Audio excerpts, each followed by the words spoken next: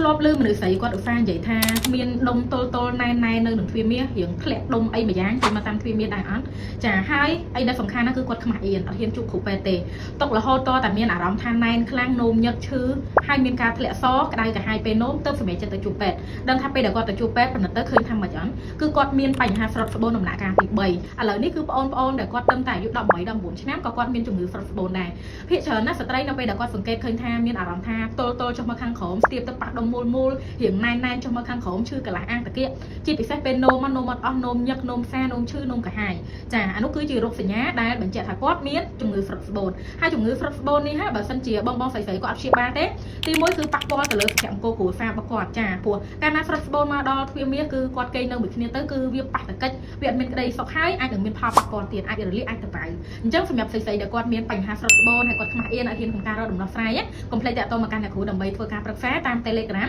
069 316714អ្នកគ្រូមានដំណោះស្រាយដែលល្អជូនទៅលើបញ្ហាស្រត់ស្បូននេះ